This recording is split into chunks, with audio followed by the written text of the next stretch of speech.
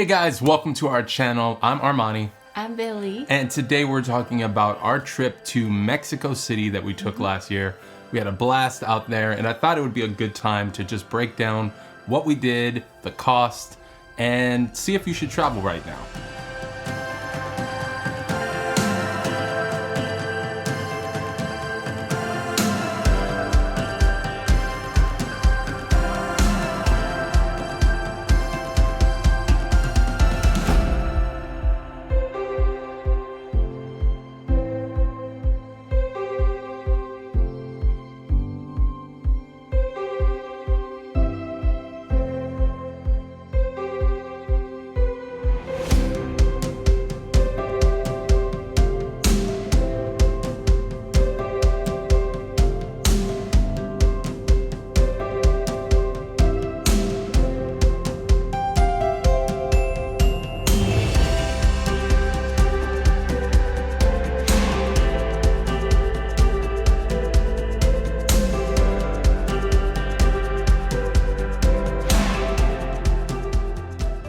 So we live in Los Angeles, so from LAX to Mexico City was approximately a 3.5-hour plane ride. The tickets only cost $219. That was really so good. So that was $400 or so per person. That's pretty good, yeah. One thing to consider when you're going to Mexico City from LA is currency. My big tip, if you're gonna leave, America and go to Mexico City, one of the best things you should do is probably transfer the money either before you go to Mexico City, or if you're gonna do it in Mexico, do it at the airport. As much as you might get charged, I promise you're probably gonna get charged way less at the airport than if you were at a regular currency, provider in Mexico City. So we stayed at Sofitel Mexico City Reforma. It's kind of near the Roma Norte district, which is where you kind of want to be. There's a lot of boutique shops. Our hotel food. was right next to the U.S. Embassy, so we felt very, very safe. Yeah.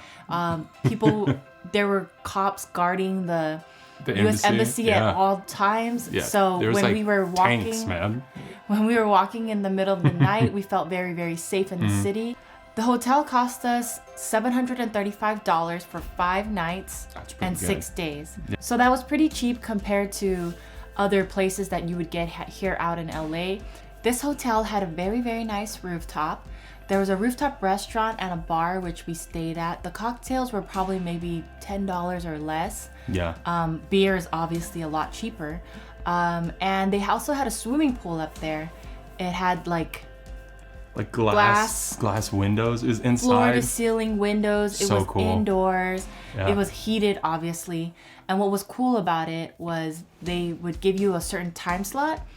So you could have 2 hours in the pool. And for $150 out here in LA, that's like every hotel is about $150 a night. You can get a motel out here Yeah. for $150. There's motels that are $150 a night. So it's really cool that you can save your money a little bit and really get a really high-end experience when it comes to hotels.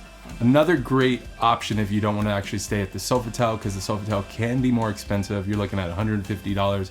You can also stay at the downtown Mexico City Hotel.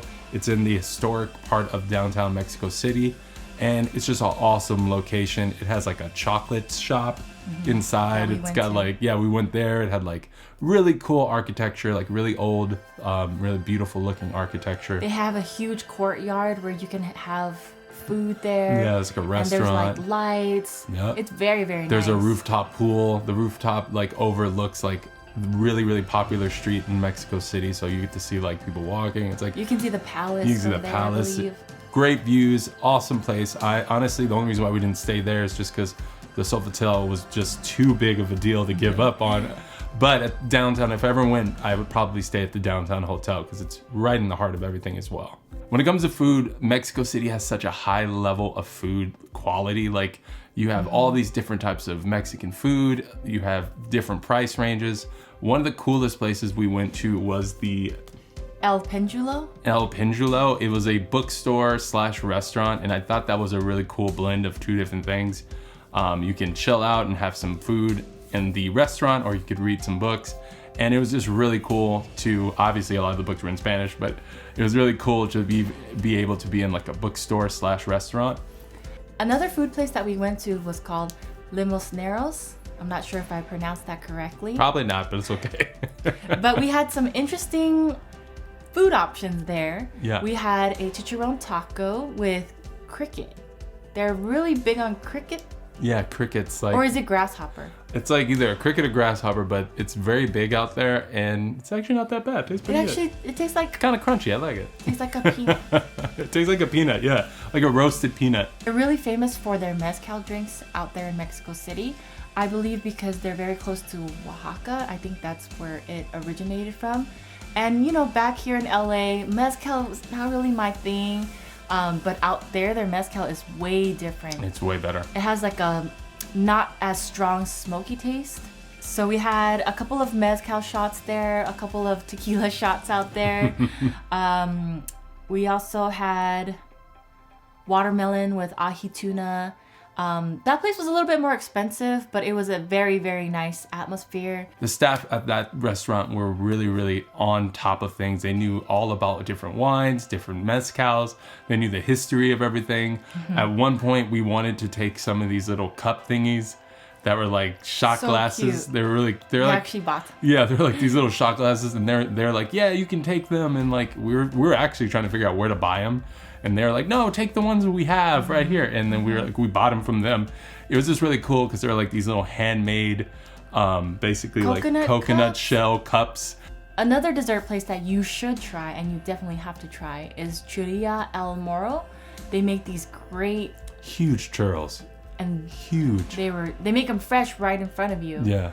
And they're maybe this big. Yeah, they're huge. They're huge churros, and you can dip them in like chocolate, and like they have like a coffee. It's like a coffee type sauce. Another great restaurant that you can try out is called La Docena. They're really famous for their seafood options.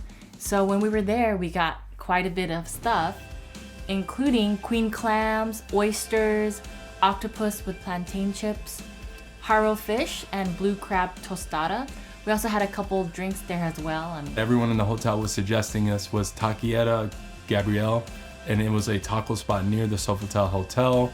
And we went there twice. We almost went there 3 times, but it was too crowded one time. The tacos are amazing. Best tacos And I'm that from we've ever LA, had. and I've had a lot of taco joints before, you know, mom and pop taco shops, but these tacos were Yeah. just to the next level. Like the tortilla Yeah, was just so fresh. so handmade. It was And just delicious. The meat was just so juicy and flavorful. Yep. You have to try it. Yeah, I got the shrimp tacos. She got like the pork and the chicken. I got all of them. Yeah, the beef. I think you did all of them. And what's cool tried too all is of they them. give you like different salsas that you can try. Oh my god, the salsas were so good. Amazing. Oh, so such good. Probably like the best restaurant out there. Yeah, in our opinion, it was probably the best food we ever had there. And it's not really that expensive either, but it is one thing you want to know about this place. It's really popular, so when you go, you're probably gonna have to wait. We also went to another restaurant. It's called Loma Linda. It's very close to Museo Sumaya, which is one of the more modern museums that you have to check out.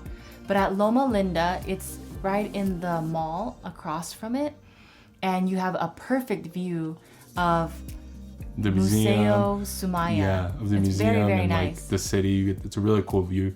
Food was really good, and they really know how to treat you in that place, because they were like bringing out the drink carts. The personal bartender. Yeah, personal bartender. to your table. The food really good. They were just like, just really, Appetizers, just awesome. Free appetizers. And it was pretty affordable considering how high end it was. So definitely suggest that place if you go to Mexico City. Mexico City in general is very like walker travel friendly. Like I would say that if you're gonna go to Mexico City, be prepared to walk a lot. You could obviously take, like a Uber, you could take stuff like that. But at the same time, for me personally, we prefer to just walk. It allows us to be able to look at stuff, allows us to find really cool shops, really cool bars, really cool restaurants. And that's kind of our vibe. We're not like super adventurous. We like to just drink and eat places. So that's kind of what we're about. So just be prepared to walk a lot and then burn a little of those calories and then eat them.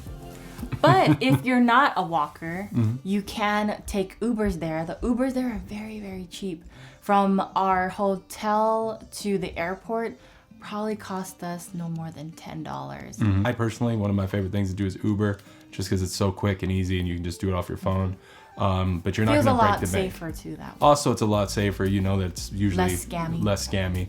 But for the most part, one of the great things about Mexico City was I never felt like there was any scams going on. There's not really a lot of like scammy, because we've done a lot of traveling and we're used to like haggling with prices and especially in Mexico. In Mexico, or you expect them to kind of give you a different price just because you're a tourist. But Mexico City, for the most part, you never felt like that. So like we mentioned, the architecture there is very, very amazing, including the homes and the churches and the cathedrals. So we went to one of their very famous cathedrals. It was called Metropolitan Cathedral. All the architecture is like very Barcelona, like Spanish inspired. Like, and I think it's really cool because those were like the pictures we took like around that area where everyone's just like, where are you?